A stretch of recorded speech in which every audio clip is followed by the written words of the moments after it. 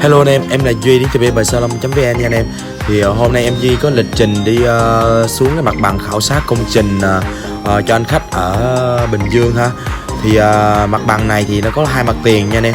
Mặt bằng nói chung chỗ này là khá là đẹp ha. Vị trí cũng đắc địa luôn nha anh em. Thì anh em cùng xem vào phía trong ha. Thì hiện tại mặt bằng này thì chủ cũ vẫn còn đang hoạt động những ngày cuối nha anh em. Thì hiện tại chỗ này đang là bán tiệm thuốc tây ha. Mặt bằng này thì ngang là 4 m và dài là 11 ha. Mặt bằng này thì chung rất là đẹp ha.